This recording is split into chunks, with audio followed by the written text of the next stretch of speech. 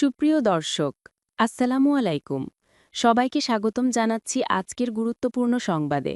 প্রথমেই জানিয়ে দিচ্ছি সংবাদ শিরোনাম, পরে বিস্তারিত। সুদানে আরএসএফ এর ড্রোন হামলায় নিহত ৪০। এদিকে ৪৫ ফিলিস্তিনের লাশ ফেরত দিল ইসরায়েল। অপরদিকে মেক্সিকোতে মাদক কারবারিদের সঙ্গে নিরাপত্তা বাহিনীর সংঘর্ষে নিহত ১৩। এবং সবশেষে থাকছে নিউ ইয়র্কে মেয়র নির্বাচনের ভোট আজ, আলোচনায় মামদানি। শুনছিলেন সংবাদ শিরোনাম, এখন বিস্তারিত। তার আগে ছোট্ট একটি আবেদন, যদি আপনি ন্যায় ও মানবতার পক্ষে থাকেন, লাইক দিন। গাজার শিশুদের ভালোবাসা দেখাতে চাইলে কমেন্টসে লিখে জানান গাজায় শান্তি চাই। আর সাবস্ক্রাইব করুন আমার চ্যানেলটি, কারণ আমরা বলি সেই কথা যা অনেক মিডিয়া আড়াল করে। এখন চলুন বিস্তারিত দেখা যাক। সুদানে আরএসএফের ড্রোন হামলায় নিহত ৪০ জন। সুদানের উত্তর কার্ডোফানে ড্রোন হামলা চালিয়েছে আধা সামরিক বাহিনী র্যাপিড সাপোর্ট ফোর্সেস আরএসএফ। এতে অন্তত ৪০ জন নিহত হয়েছেন বলে জানিয়েছেন এক স্থানীয় কর্মকর্তা। এক প্রতিবেদনে এই তথ্য জানিয়েছে তুরস্কের বার্তা সংস্থা আনাদুলু। স্থানীয় ওই কর্মকর্তা সোমবার আল জাজিরাকে জানান, প্রাদেশিক রাজধানী আল ওবেইদের পূর্বাঞ্চলীয় আল লুয়াইব গ্রামে বেসামরিক নাগরিকদের লক্ষ্য করে এই হামলা চালানো হয়। নিহতদের মধ্যে নারী ও শিশুও রয়েছে। প্রাদেশিক সরকার জানায়, অন্ত্যেষ্টিক্রিয়ার জন্য ব্যবহৃত তাঁবুকে লক্ষ্য করে এই হামলা চালানো হয়েছিল। এতে বহু মানুষ হতাহত হয়েছেন। একে বেসামরিক মানুষের ওপর আরএসএফের অপরাধের নতুন সংযোজন হিসেবে উল্লেখ করে সরকার জানায়, নারী, শিশু ও বয়োবৃদ্ধদের একটি বড় অংশ এই হামলায় প্রাণ হারিয়েছেন। এমন অবস্থায় আরএসএফকে অবিলম্বে সন্ত্রাসী সংগঠন হিসেবে ঘোষণা করতে সরকার আন্তর্জাতিক সম্প্রদায়ের প্রতি আহ্বান জানিয়েছে। তাদের অভিযোগ, আরএসএফ নিরস্ত্র বেসামরিক জনগণের বিরুদ্ধে অপরাধ করে চলেছে। আরএসএফ সম্প্রতি ঘোষণা করেছিল তারা শীঘ্রই আল ওবেইদ শহরে হামলা চালাবে। একই সঙ্গে স্থানীয়দের নিরাপদ করিডোর ব্যবহার করে শহর ত্যাগ করতেও বলেছিল তারা। আন্তর্জাতিক অভিবাসন সংস্থা আইওএম জানিয়েছে, গত অক্টোবরের শেষ দিক থেকে উত্তর ও দক্ষিণ কর্দোফান থেকে নিরাপত্তাহীনতার কারণে অন্তত ৩৮,০০০ মানুষ বাস্তুচ্যুত হয়েছেন। এদিকে চলমান যুদ্ধে আরএসএফ সম্প্রতি উত্তর কর্দোফানের বারা শহর নিয়ন্ত্রণে নিয়েছে, তবে তারা বেসামরিক নাগরিকদের লক্ষ্য করে হামলা করার অভিযোগ অস্বীকার করেছে। এর আগে গত ২৬ অক্টোবর আরএসএফ উত্তর দারফুর প্রদেশের রাজধানী আল ফাশের শহর দখল করে, পরে সেখানে বেসামরিক নাগরিকদের উপর ব্যাপক হত্যাযজ্ঞ চালানো হয়। ওই হামলার পর বিশেষজ্ঞরা সতর্ক করেছেন, এ ধরনের সংঘাত সুদানের ভৌগোলিক বিভাজনকে আরও পোক্ত করতে পারে। এদিকে ৪৫ ফিলিস্তিনির মরদেহ ফেরত দিল ইসরায়েল।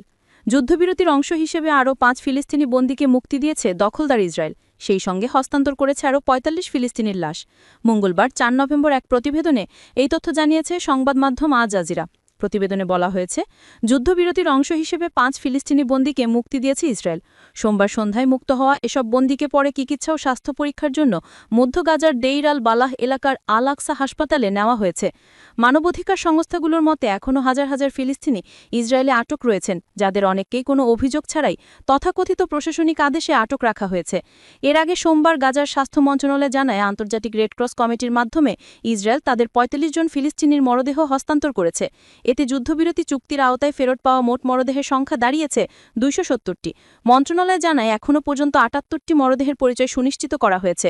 অনুমোদিত চিকিৎসা পদ্ধতি ও প্রোটোকল অনুযায়ী বাকি মরদেহগুলোর পরীক্ষার কাজ চলছে, তারপর সেগুলো পরিবারকে হস্তান্তর করা হবে। এর আগে কর্মকর্তারা জানিয়েছিলেন, ফেরত পাওয়া অনেক মরদেহে তলুনা, হাত বাঁধা, চোখে কাপড় বাঁধা ও মুখ বিকৃত অবস্থায় পাওয়া গেছে। মরদেহগুলো কোনো শনাক্তকারী ট্যাগ ছাড়াই ফেরত দেওয়া হয়েছে। এদিকে যুদ্ধবিরতি চলমান থাকা সত্ত্বেও গাজায় হামলা অব্যাহত রেখেছে ইসরায়েল। নাসের মেডিকেল কমপ্লেক্সের এক সূত্র আল জাজিরাকে জানায়, সোমবার দক্ষিণ গাজার রাফার উত্তরে ইসরায়েলি হামলায় ৩ ফিলিস্তিনি নিহত হয়েছেন। ইসরায়েলি সেনাবাহিনী দাবি করেছে, কিছু ব্যক্তি হলুদ রেখা অতিক্রম করায় তারা দক্ষিণ গাজায় হামলা চালিয়েছে। এই লাইন অতিক্রম করাকে যুদ্ধবিরতির লঙ্ঘন বলে দাবি করে থাকে ইসরায়েল। তবে এই ঘটনা স্বাধীনভাবে যাচাই করা যায়নি এবং একই ঘটনায় ৩ জনই নিহত হয়েছেন কিনা সেটিও স্পষ্ট নয়। এছাড়া গাজার সিটির পূর্বাংশে দখলদার বাহিনীর গুলিতে এক শিশুসহ ৩ জন আহত বলে আল আহলি আরব হাসপাতালের একটি সূত্র জানিয়েছে। অপরদিকে মেক্সিকোতে মাদক কারবারিদের সঙ্গে নিরাপত্তা বাহিনী সংঘর্ষে নিহত ১৩। প্রশান্ত মহাসাগর উপকূলীয় মেক্সিকোর সিনালোয় সশস্ত্র বাহিনীর সঙ্গে মাদক কারবারিদের সংঘর্ষের ঘটনা ঘটেছে। এতে অন্তত ১৩ জন হামলাকারী নিহত হয়েছেন। আজ দুপুরে এই ঘটনাটি ঘটেছে। বিষয়টি নিশ্চিত করেছেন দেশটির নিরাপত্তা মন্ত্রী ওমার গার্সিয়া হারফুজ। খবর নিউ ইয়র্ক টাইমস। তিনি জানান, মাদক কারবারিরা 9 জনকে অপহরণ করেছিল, অভিযানের মাধ্যমে তাদের মুক্ত করা হয়েছে। এ সময় 4 জনকে আটক করা হয়, এতে নিহত হয়েছেন মাদক কারবারিদের 13 জন। সিনালোয়া রাজ্যটি মাদক চোরা কারবারিদের কুখ্যাত চক্র সিনালোয়ার কার্টেলের প্রভাবাধীন। কর্তৃপক্ষ অঞ্চলটিকে তাদের নিয়ন্ত্রণ মুক্ত করার জন্য অভিযান চালাচ্ছেন। আর এইসব অভিযানকে ঘিরে প্রায় প্রাণঘাতী সংঘর্ষের ঘটনা ঘটছে। রাজ্যটি সিনালোয়ার কার্টেলের উপদলগুলোর মধ্যে আগে থেকে আঞ্চলিক নিয়ন্ত্রণ ও আধিপত্য নিয়ে সংঘাত চলছে। এর মধ্যে সরকারি বাহিনীর অভিযানের কারণে পরিস্থিতি আরও অস্থির হয়ে উঠেছে। এই রাজ্যটিকে শৃঙ্খলা ফিরিয়ে আনার চ্যালেঞ্জের মধ্যে রয়েছে মেক্সিকো সরকার।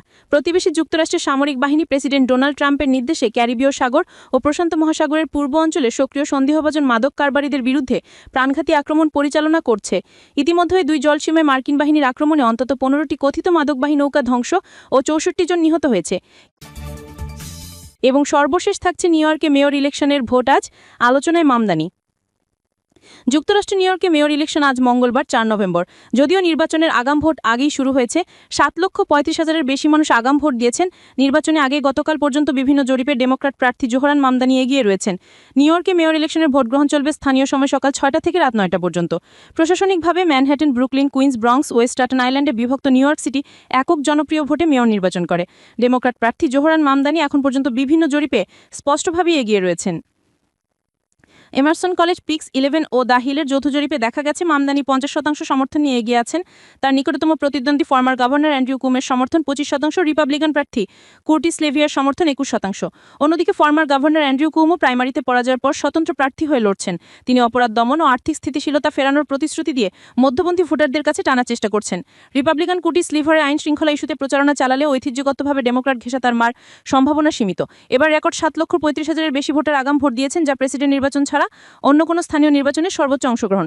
2021 সাল থেকে এখানে চালু হয়েছে র্যাঙ্কড চয়েস ভোটিং ব্যবস্থা, যেখানে ভোটাররা সর্বোচ্চ 5 প্রার্থীকে পছন্দক্রমে র্যাঙ্ক দেন। কোনো প্রার্থী সরাসরি 50%-এর বেশি ভোট না পেলে দ্বিতীয় পছন্দ অনুযায়ী ধাপে ধাপে পুনর্গণনা করা হয়।